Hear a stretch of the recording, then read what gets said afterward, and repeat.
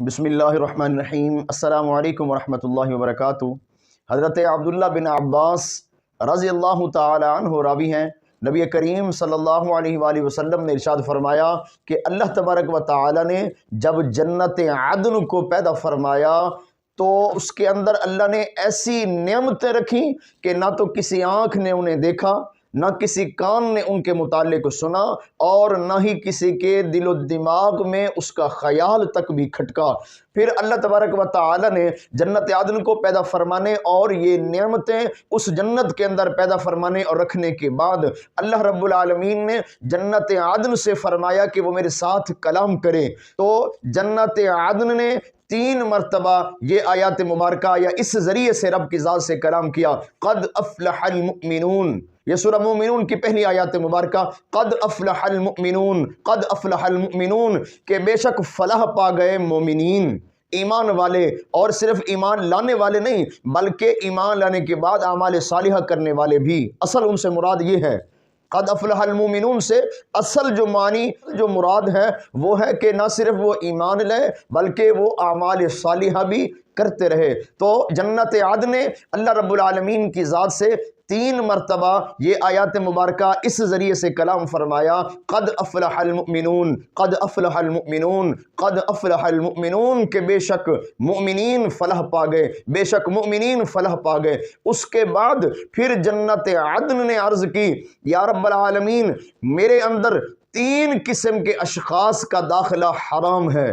3 قسم کے لوگوں کا داخلہ حرام ہے۔ وہ 3 قسم کے لوگ کون سے ہیں؟ سب سے پہلا بخیل، بخل کرنے والا، یعنی کہ کنجوس، کہ جس کو اللہ رب العالمین نے دنیاوی لحاظ سے مال و دولت عطا کیا ہو لیکن اللہ کے راستے میں وہ خرچ نہ کرے، اللہ کے راستے میں خرچ کرنے والا نہ ہو۔ نبی کریم صلی اللہ علیہ وآلہ وسلم نے ارشاد فرمایا کہ سخاوت جنتی درخت کی ایک شاخ ہے، پس جس نے اس کو پکڑ لیا، یعنی جس نے سخاوت اختیار کی تو اللہ رب العالمین اس کو جنت میں داخل فرمائیں گے۔ اور فرمایا بخل یہ جہنم کی ایک ٹہنی ہے، جس نے بخل اختیار کیا، جس نے اس ٹہنی کو پکڑا، اس ٹہنی کے ساتھ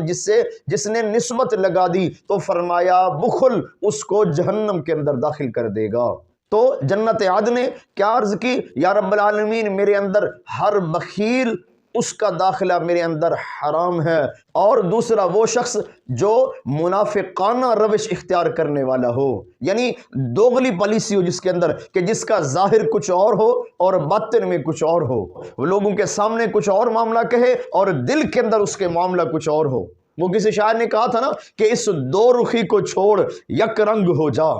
اس دو رخی کو چھوڑ یک رنگ ہو جا، یا سراسر پھول ہو جا اور یا سراسر سنگ ہو جا۔ تو لہٰذا اس دو رخی کو، اس دوہرے پن کو، ان منافقانہ روش کو جو شخص اختیار کرنے والا نہ ہو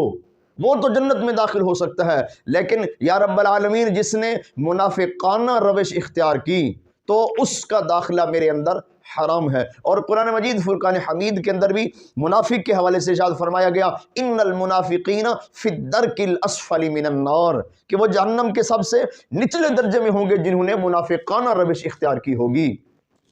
تو اس لیے جنت عدن نے اللہ تبارک و تعالی سے عرض کی، یا اللہ 3 لوگوں کا داخلہ میرے اندر حرام ہے، ایک بخل کرنے والے کا داخلہ حرام ہے، دوسرا منافقت کرنے والے کا داخلہ حرام ہے، اور تیسرا فرمایا ریاکار کا داخلہ میرے اندر حرام ہے۔ ریاکاری کرنے والا، دکھاوے کا عمل کرنے والا، اپنی ناموری کے لیے، اپنی شہرت کے لیے، اپنے آپ کو